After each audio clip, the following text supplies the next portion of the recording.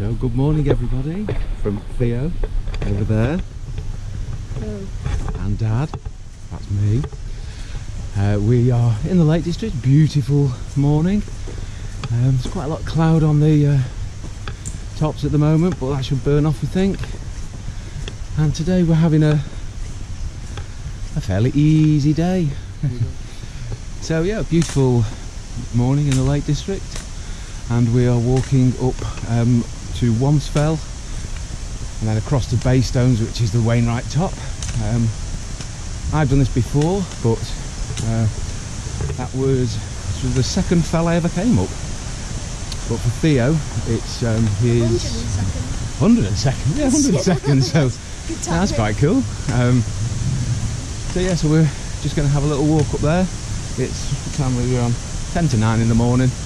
Got up early, had a nice brekkie, we're staying in Ambleside. So a nice gentle walk first of all up a road, then we go through by the side of a waterfall, can't remember what it's called, and then we cross a little road and then up the fell. Now I seem to remember it was a lot of stairs, but that's okay. So total time for this will probably be about 3 hours, 3 and a bit hours, so we should be back just after lunch. We'll probably have lunch on the top, I would imagine. It'll be 11 o'clock by then. So yeah, so we're making our way up the road to begin with, and then we'll see where we go from there. So 5 minutes in, we've got off the road now and we're in Stockgill Woods. Going towards Stockgill Falls. You might be able to hear them in the background. They're quite loud in here, but through a little wood now. Stockgill Woods, only 5 minutes so through the woods, mining out some boulders, and then we'll get to the falls very soon, which are lovely to see. So you can hear them in the background there. We are making our way through the volcanic deposits or the glaciation deposits. Or a path, as Theo just pointed out, towards the falls, which you can hear quite nicely in the background. This is a little one here, and there's some bigger ones a bit further up, so we'll show you a little bit of that there.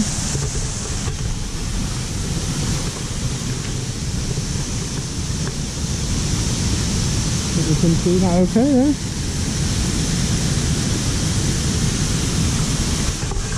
So we carry on now for a little bit longer, turn to the right, and see how it goes. We'll see how it goes. Oh dear. So if you do get a chance, obviously subscribe to this channel, why wouldn't you? But also subscribe to Eddie Caisley. Surname is Caisley. He's done some great videos on walks around the Lake District. He's better at talking about it than I am. This way, mate. But on a lot of Eddies, he always starts off by saying, "So we'll see how it goes." So every time we say that, it's a little nod to Eddie, because he's helped us on a few of our trips to make sure we know which way we're going and what things should look like, because you have your map, got a GPS as well, but I think if you are coming up to the lakes, most of the fells, somebody's done a video of them going up it, and it's just nice if you can actually picture where some of the things are, so as you're walking round you hit various parts and you just think, oh, I remember that from that video. So it's worth doing. Don't rely on them, because if the weather changes you could be in a mess. But now watch the videos, get a map, make sure you know how to read a map, and shove it on your phone, GPS it as well. Why not? Don't rely on your phone though. I bought a separate GPS because your phone battery will die very quickly. So here we go, we continue through the woods for another few minutes now.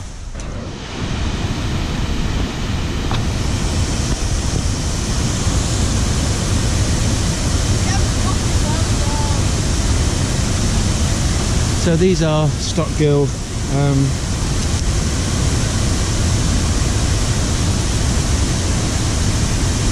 so this is the Stockgill waterfalls. As you can see, quite spectacular. I bet a couple of weeks ago, I bet it wasn't half as good as this because it hadn't rained as much. But there's been a lot of rain over the last few weeks, so hi YouTube. nice to see that. And then you can just about see a lady in pink up there. That's where we'll end up. So we go over the top of the waterfalls very shortly, but we'll hopefully not get our feet wet. So we'll wander a bit further, and once we get over that bridge, we're just about out of the woods, and then we'll head up onto the open fell.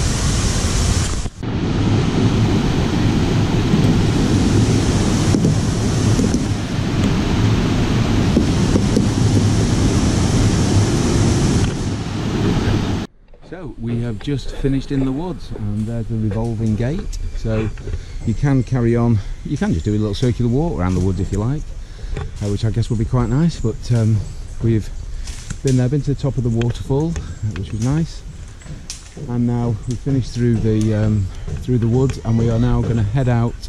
We go back to the road now, so we turn left here and head back up that way.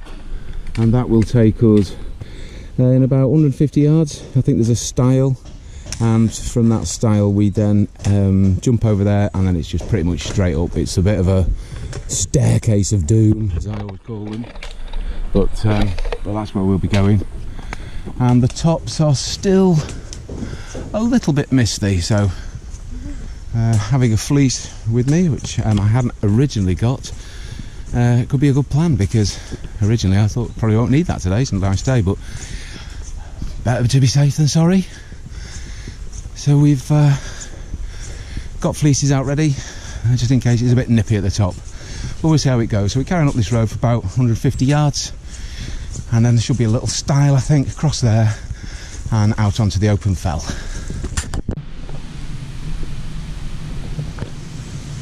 So there you can see Wansfell, half a mile. So we are just by this stile here, so we just nip across there. Some cows in field, hopefully they'll leave us alone. That's Theo, yes. So yeah, straight through there, and then you just follow it up. You can see from the fell tops there, it's brightening up now, the mist is burning off, quite nice.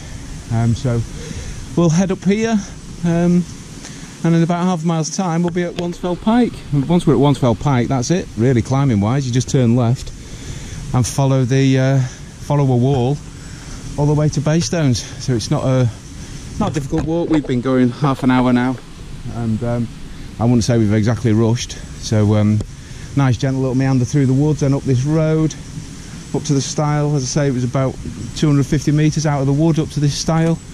Over here, up the side of the field of cows, and up onto the fell. Jobs are good. We've been going 45 minutes, and I normally give an update after a 45-minute walk. So looking down to Ambleside there, you can see the church, and you can see there's quite a lot of low cloud on the higher fells, I suppose. But the stone pitch path, you can see straight down that valley. You can just about see a cow in that field behind us, I think. And so we're coming up this stone pitch path. Be careful how you say that. Too hot for TV, that bit. So yeah, you come up this path, and the path continues just straight up the fell. It's dead easy. You'll not get lost even in mist up here. Not on this path anyway. Slightly different once you get to the top, I know. But yeah, so 45 minutes in. It's just over a mile we've done so far, but we've been taking our time. No great rush today because we're only doing the one. So a nice little walk up there, and then we sort of head around to the left here, follow through the bracken up to the top. You can just about see the top of Wansfell up there at the minute. So we'll be there in probably be there in about half an hour's time, something like that. But I say we're not rushing today, not when you look back and see great views of Ambleside like that. So we've been going 68 minutes. You can see Ambleside down there now, beautiful. Well, as we pan across, it's all a bit clammy, isn't it, over there on the mountains, which is a bit of a shame really, but we had thought today of going up Helvellyn via Dollywagon Pike and Nethermost Pike. I think what is it to Grisdale? I think walk to Grisdale Tarn from the main road, and then it was either going to be turn right and go up Seat Sandal or turn left and go up Helvellyn, but we decided, as we're in Ambleside and Theo's not done this one, the start of this walk is directly opposite the hotel we're staying in, so we said, oh, we might as well just come and get this one out of the way. So Theo gets another one done. I won't get one done obviously today, but yeah, but it's just a bit of a shame that it's the weather seems to be closing in a bit, because it was supposed to be pretty much wall-to-wall sunshine today, so I don't know what's happened to that. So we're hoping we can get to the top of Wansfell and then across to Wansfell Pike and to Baystones, and then head back. But as you can see, this is the path, just stone steps all the way, and the path goes that way, stone steps, stone steps, stone steps. So these sorts of paths are great for the fells, because it means everybody sticks to the same path. You don't get scars of different paths being made. But I just find these boring and hard work, just constantly going upstairs. So I don't know how many flights of stairs we've been up, probably 1,000 or something. That looks it. But we've been going, I say, nearly 68-70 minutes now, so we'll carry on. Should be 20 minutes or so up to the top, I would imagine, not much more than that, and then we can see where we are from there. This has been a very slow walk up a mountain. We've been going for an hour and 38 minutes, which is ridiculous. We've normally got up to this, we'd have been at the top by now normally, but we've just gently wandered up the mountain. And now the views are opening up, beautiful of Ambleside. It's just a shame that there's such cloud cover, because you can't quite see as much as we'd hoped, but you can just see Rydal there, Rydal Water, just about get a glimpse of Grasmere, and just as we came round a corner before, you got a good view of the length of Windermere, most of the length of Windermere, which was nice. But for now, we're very nearly at the top. This path just goes around the edge here. Thankfully we've stopped the stone steps. Stone steps are great because they are there to protect the mountain and to stop scarring on the mountain where people are making their own paths and so on and so forth. But you have to say, sometimes just constantly going up pitch steps is dull, dull, dull and hard on the knees. There's Theo. He's got to the top of this is Wansfell. So he's at the top of Wansfell, which is nice. We are 2 hours into the walk. It's been a very gentle plod, this. Dropped our sticks and we just don't care. And so we've been to Wansfell Pike. You then turn left at Wansfell Pike to follow the wall to Wansfell, which we've just been past. And now we're squelching our way across to Baystones. It's about 400 metres away, something like that. And again, the path is pretty obvious in decent weather, so you're basically you're almost hugging that wall there. So if you were to get stuck, aim for that wall, put your hand on the wall, walk along that wall, and you'll end up back at the top of Wansfell Pike. So I'd say I've done this one before, Theo hasn't, but it's one of those things, you think you know all the way, and it is obvious, but I forgot just how far from Wansfell Pike it is. There's a lot of people on So it's about, there's a lot of people on it. it's about 3/4 of a mile from Wansfell Pike. Yeah, there's quite a few people up there now. But we're just got to go over the top of this ridge, and we can definitely see the cairn anyway. There's people already up there, some of whom passed us on the way up.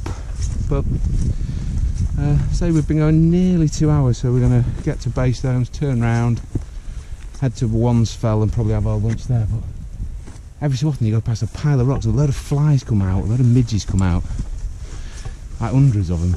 So that's not been great, but we're nearly there, and this will get Theo up to 102 fell, so that's just 3 behind me then. And And we can cross this one off his list. Don't forget to subscribe, we appreciate it. So here we are, top of Baystones. There's the cairn with Theo sat on it. 2 hours to the top. 2 hours, just over 2 hours for us. So taking our time, not rushed today. No need. So looking down the route there, that's where we were hoping to be. So